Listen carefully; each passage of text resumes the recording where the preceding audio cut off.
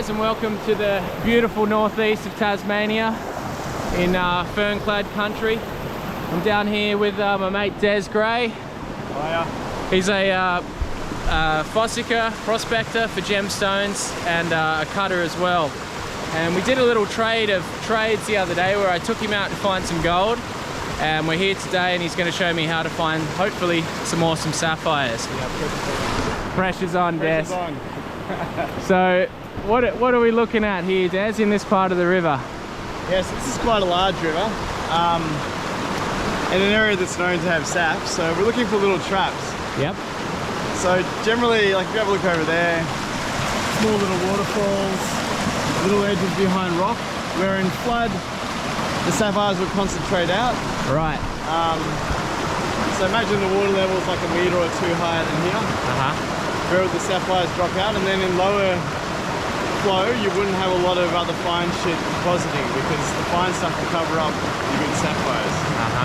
So what we're looking for really is black spinel. If we get some black spinel, especially larger stuff, we're normally going to find some sapphires, and generally the size of the spinel is the same as the size of the sapphires, so bigger spinel equals bigger sapphires, which is what we want. Alright, let's get into it.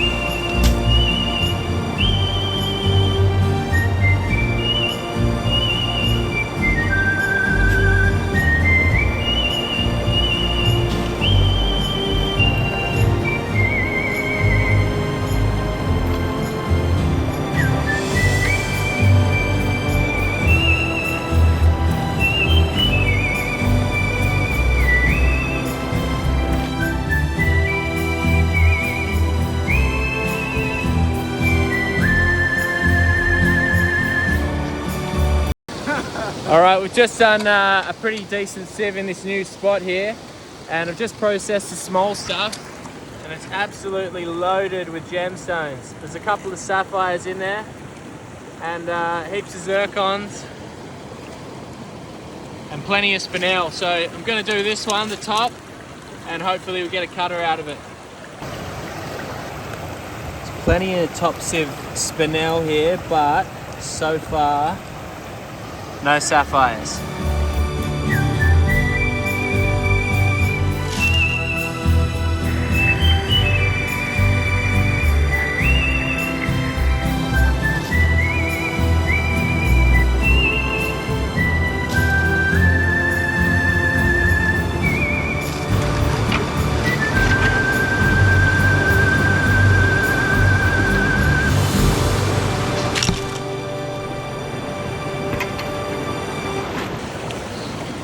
So I've just been going for about half hour now, and I've just got my first top sieve sapphire.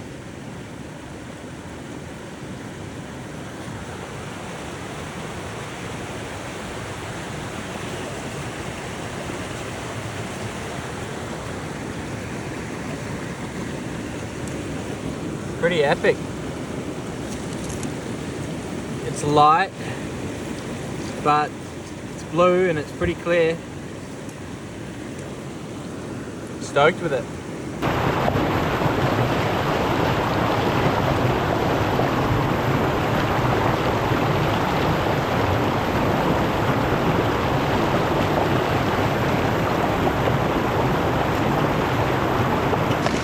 Sorry? Always nice when the shovel looks like that. Oh, what the hell? Des has just pulled a shovel out and look what he's got in the top of it. Don't even need to process it. That's wicked. A couple of carrots in that, wouldn't it? Yeah, I don't know if it's a cutter though. Have to have a look at it. We stayed in this spot for another hour before the large spinel slowly dwindled out, along with our chance of finding sapphire. So we decided to head downstream to try our luck somewhere else.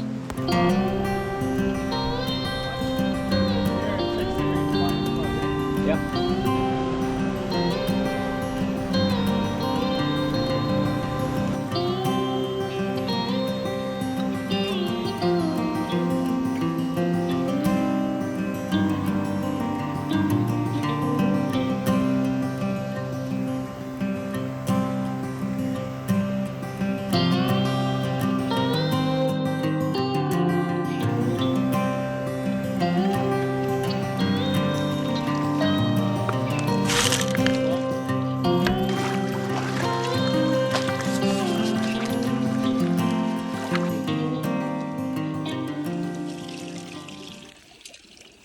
Look at that beautiful stone right there. Ripper. And a couple of other nice little pieces in there. That was the first sieve, so I think this spot's good. Come on, give us some more jelly beans. Yeah, they do sometimes look like jelly beans up here, which is cool. Looks like a diamond. Yeah, it looks awesome. It's really bright. So I just was looking through this top sieve here and I saw this little like black looking thing that looked a bit like spinel, but it had a bit more character. And Des was down the end of the creek and I said, oh, hey Des, have a look at this. And I threw it to him about 3 or 4 meters and he caught it. Luckily, because apparently it's a sapphire specimen. yeah, it's multiple crystals all welded in together in like a wicked ball of some kind. I can actually see the blue now. Yeah. That you say. Yeah. But it's quite light, is it not? Or No, it's a sapphire, man. wow. That's your biggest sapphire to date by a mile, hey. Yeah. I just thought, oh, that thing looks weird, but It's got to be around 20 carat. crazy. I just thought it was a piece of junk.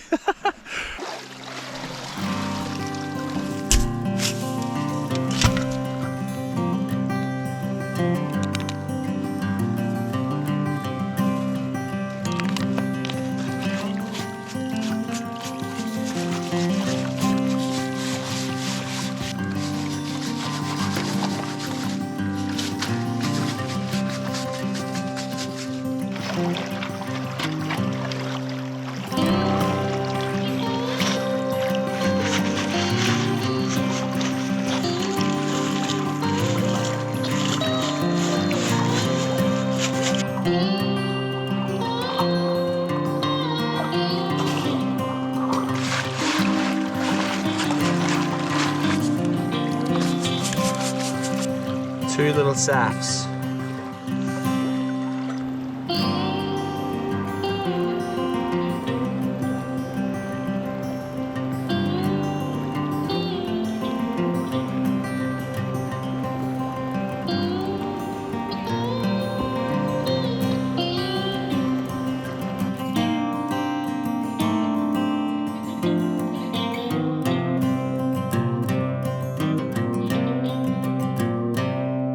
Okay guys, we've finished up for the day after an action-packed and back-breaking day on the shovels, but we came across some good stones, didn't we? Yeah, specifically you did. I got lucky. I got a couple of nice little ones, the little jelly bean and that first one that I got, but we'll have a look at them on the phone here in a sec. Look at all these suckers Des got.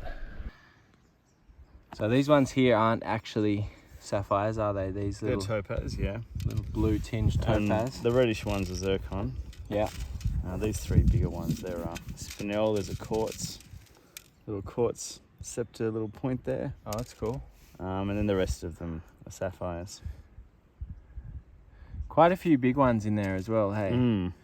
But probably are any able to be cut or not? No, look, there's a tiny one here that'll, cut a tiny point stone, but it's Yep. nothing to write home about. But yeah, I mean, that's part of the luck of the draw. Sometimes you do really well in terms of cutters and sometimes you don't, but if you're finding sapphire, eventually you'll get nice stones, so that's the main thing. Very true. All right, let's have a look at this absolute mix bag. So we've got, first of all, this big thing that I had no idea was actually even a sapphire, this specimen. Des reckons it probably weighs about 20 carats, maybe? Yeah, I reckon about 20 carats. Yeah. And it's multiple sapphire crystals all wrapped around each other. It's one of the coolest specimens I've ever seen, and I dig out quite a bit, so Lucky. That's really cool. Yeah. And then we've got this one, which was one of the first ones I came across in the day, and definitely one of the better ones as well. An awesome little stone, and heaps of little ones, and this one here, which was quite a lucky find as well, the jelly bean. Now this one came out of a different creek that we tried later on, and quite a nice colour, very smooth and worn. What's your estimate on that one, Des? It's probably about half the size of the other one, so maybe around 2 carat. About 2 carats. But it's a stunning colour. It's like in Australia, there's not a lot of places that produce light stones like that. That's a beautiful sapphire. Yeah. You get something out of it. I don't know how big it'll be. Maybe like half a carat, but still, that's a nice little size. It'd be like maybe that 4 mil or something. I think. Awesome. So that will be getting cut one day. I think it needs to be treated first, and then No, that one won't need treatment. That one's clean as all hell. It's Oh, a okay. beautiful stone, yeah. Oh, sick. The All other right, one- so it might be quicker than I thought. Yeah, the other one might need something, but Yep. yeah. Awesome. Well, I'm absolutely stoked with that. Thanks very much to Des for taking me out for the day. Not a problem, man. Legend. If you guys want to follow what Des does, I'll leave a link to his Instagram, where he does a lot of fossicking up here in the northeast, and also cutting as well. So I'll put a link for that in the description. And I hope you enjoyed this video. If you did, smash the thumbs up, subscribe if you haven't, and I'll see you in the next one. Bye.